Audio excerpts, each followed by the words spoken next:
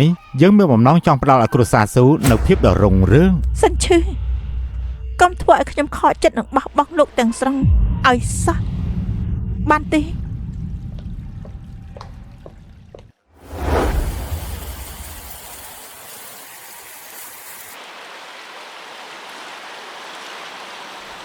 ឈូមីងរៀបចំសម្ភារបំពាក់ឲ្យយើង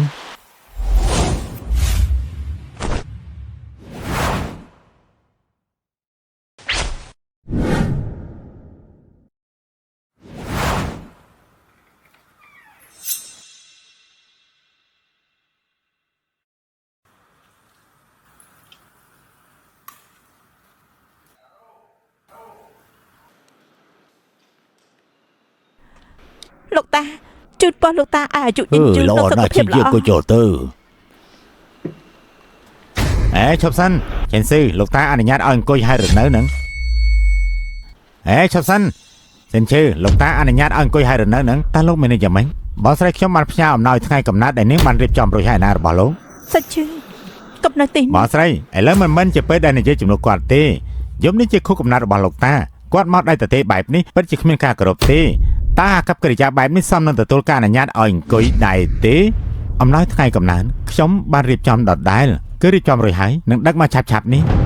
ដូច្នេះលោករៀបចំឲ្យអ្នកណាម្នាក់បន្តមកប្រាប់ខ្ញុំផងតើលោករៀបចំឲ្យអ្នកណាតើអាចពិតដូចជាការដឹកជញ្ជូនរបស់លោកដែរទេមនុស្សដែលយើងបានរៀបចំស័ក្តិសមនឹងធ្វើការកត់សម្គាល់មិនមែនគ្មានហេតុផលទេអ្វីដែលលោកនិយាយនេះសិនឈឺតើលោកអាចទៅរួចដែរទេអិសរាជជនសំខាន់មួយចំនួននេះបងអើយជាយៈសិនឈឺអង្គុយទៅទុកនៅមាត់ទ្វារនោះណាហេតុអីឯងនៅមានមុខសួរតាហេតុអីទៀតដោយសារតែឯងមិនចេះខ្មាស់អៀនបានស្នាក់នៅក្នុងគ្រួសារស៊ូបើមិនអញ្ចឹងឈីងជាយើងបានរៀបការជាមួយគ្រួសារអ្នកមានជាយូរណាស់មកហើយ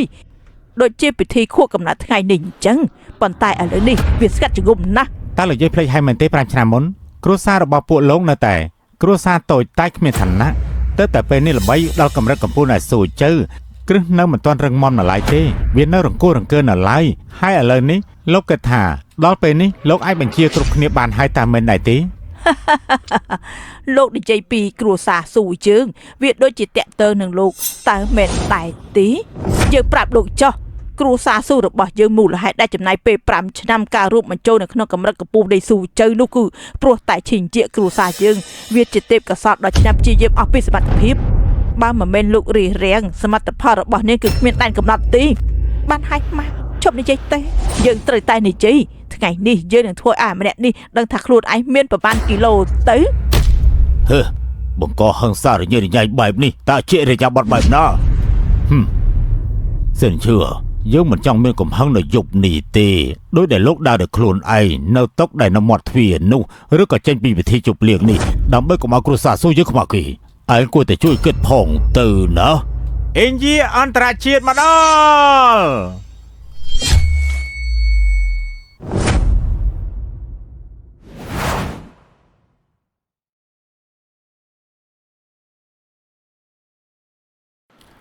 អេនជីអន្តរជាតិស៊ីអ៊ីងដឹកនាំក្រុមមនុស្សល្បីៗមកពីស៊ូជើចូលរួមរីករាយថ្ងៃកំណើតលោកតាថ្ងៃកំណើតលោកតាល្អសូមចេញអង្គុយចុះសូមអរគុណចំពោះវត្តមាននៅប្រុសស៊ីគ្រួសារស៊ូពិតជាមានកិត្តិយសនៅក្នុងយប់នេះខ្លាំងណាស់ពិតជាអរគុណហើយណាលោកម្ចាស់ស៊ូក៏សំបីហើយខ្ញុំនឹងឈានជាអ្នកស្គាល់គ្នាដែលច្បាស់ចែកដន្យជាថ្ងៃកំណើតរបស់លោកតាក្នុងយប់នេះយើងមកលើកនេះមួយជូនពរពីរជូនអំណោយលោកតាម្ចាស់ស៊ូតើលោកស្គាល់គ្រួសារសិននៃរាជធានីដែរទេគ្រួសារសិននៃរាជធានីនោះគឺជាគ្រួសារអភិជនដំបងនៃតាស៊ីប្រៀបដូចជាកូនរន្ទះហើយត្រូវបានគេនិយាយថាគឺជាក្រុមហ៊ុនអ៊ីនជីអន្តរជាតិដែលខ្ពង់ខ្ពស់និងមានឥទ្ធិពលនាយកប្រតិបត្តិឈូមីងមនុស្សគ្រប់គ្នាតែងគោរពគាត់គ្រួសារសិនពិតជាអស្ចារ្យណាស់មានតែនៅក្នុងតាស៊ីប៉ុណ្ណោះអ្នកដែលអាចគ្រប់គ្រងពេញមួយជីវិតបាននោះគឺគាត់នៅប្រតិ3នៃគ្រួសារសិនត្រូវបានគេស្គាល់អន្តរជាតិឈិនជុនដែលបង្ហាញមុខមាត់ពិតប្រាកដរបស់គាត់ក្រុមហ៊ុនអ៊ីនជីអន្តរជាតិគឺគាត់ជាអ្នកទទួលខុសត្រូវមានមនុស្សបែបនេះដែរនៅក្នុងโลกនេះនោះប៉ិតមែនហើយលោកតាព្រះអង្គម្ចាស់ឈិនជុននោះគឺជារឿងព្រេងនិទានដែលគ្មានការសង្ស័យលោកម្ចាស់ស៊ូលោកម្ចាស់ស៊ីយើងបានសម្រាប់ឲ្យដែលបានស្គាល់គាត់មុនដែលគាត់ស្គាល់គឺតែងតាំងយើងឲ្យកាន់តំណែងខ្ពស់នៅក្នុងគ្រួសារអ៊ីនឌាថ្ងៃនេះអ៊ីនឌាបានមកដល់ស៊ូជើដើម្បីជាការគោរពដល់លោកតាគឺខ្ញុំតែរបស់មកមានតម្លៃរាប់សិបលានអ្នកប្រុសស៊ីអាចត្រូវអិសរាជជននោះពេញចិត្តមានន័យថាអនាគតភ្លឺស្វាង ឥឡូវនេះជាមួយនឹងការពិតទៅរាប់ពាន់លានហើយនោះប្រកាសជានាំនៅភាពរុងរឿងដល់គ្រួសារស៊ូហើយ ពិតមែនហើយមិនដូចមនុស្សខ្លះទេប្រើប្រាស់របស់នឹងអាចញ៉ាំអាហាររបស់តកូស៊ូទីបំផុតខុសកំណត់របស់លោកតាបែរជាមកដៃតទេមិនចេះខ្មាស់អៀនគេ សើចស្អីទៅយើងសើចនឹងភាពល្ងងខ្លៅឯងសើចគេគឺនិយាយអត់គេខ្មាស់តើឯងមានន័យយ៉ាងម៉េចលោកអ៊ូតម្ដងហើយម្ដងទៀតពីការទទួលការណែនាំដោយផ្ទាល់យើងក៏អះអាងថាស្គាល់ដែរទទួលការបញ្ជាទិញដែលមានតម្លៃរាប់លានដុល្លារដែរហេតុអីបានជាមិនដែរឃើញលោក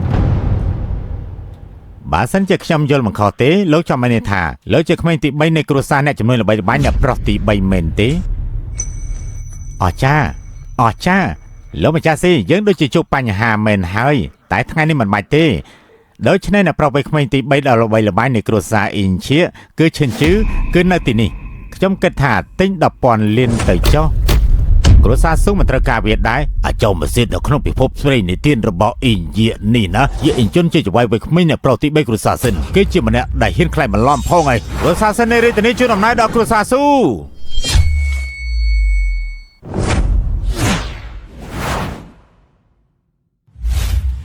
ដំបងរាជវង្សយូអ៊ីពណ៌បៃតងដោយត្បូងថ្មដែលមានគុណភាពខ្ពស់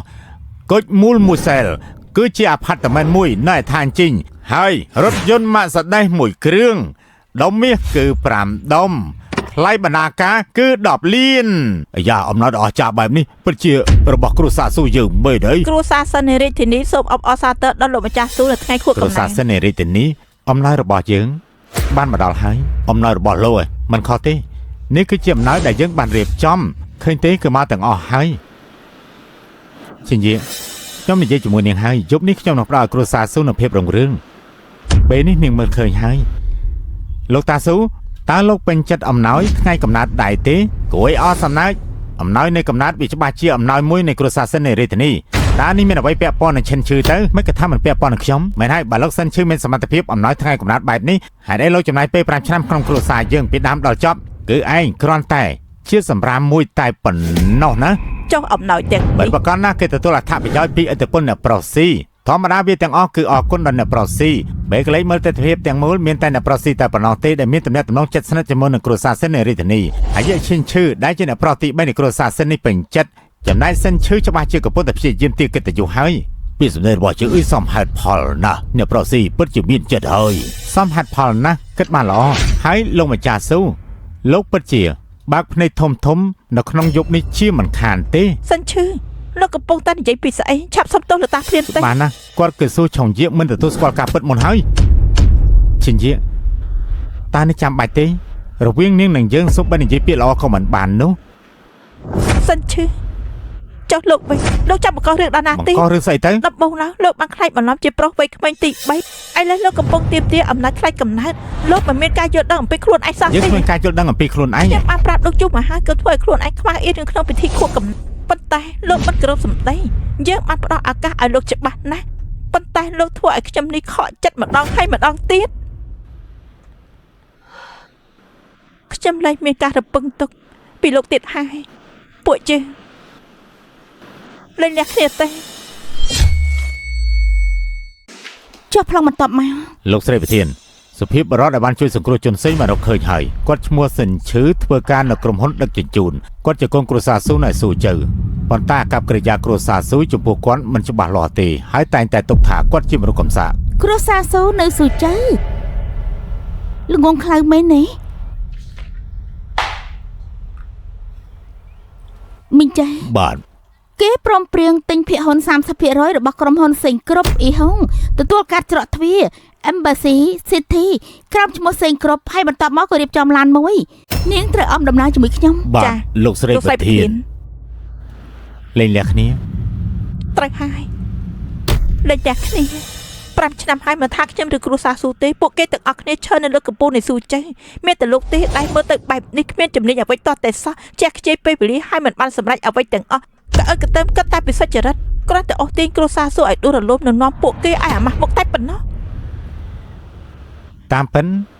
ក្នុងកាយភ្នែករបស់នាងរយៈពេល5ឆ្នាំមុននេះខ្ញុំគឺបែបនេះតែមិនដែរទេត្រូវហើយបើគ្មានឯងគ្រូសាស៊ូយើងប្រហែលជារងរឿងជាងនេះខុសហើយ គ្រួសារស៊ូអាចមានថ្ងៃនេះគឺដោយសារតែខ្ញុំរក្សាពាក្យសន្យារបស់ខ្ញុំក្នុងការតស៊ូហើយនិយាយទៅប្រាស់គ្រួសារស៊ូយើងកំពុងតែរះដូចជាព្រះអាទិត្យមិនបាច់ការពារទេ សិនឈឺ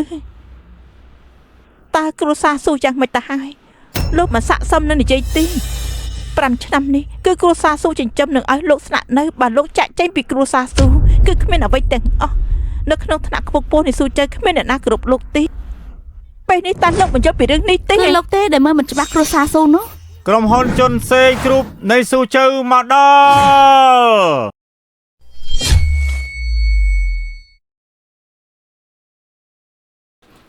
ចាប់តាំងពីគ្រួសារស៊ូដោយសារតែគ្រួសារស៊ូមានចរិតក្អើតក្តើមមិនឃើញទេពកោសលរបស់ស៊ូជ័យជន់សេងផ្ដល់ភាគហ៊ុន 30% ថាម៉េច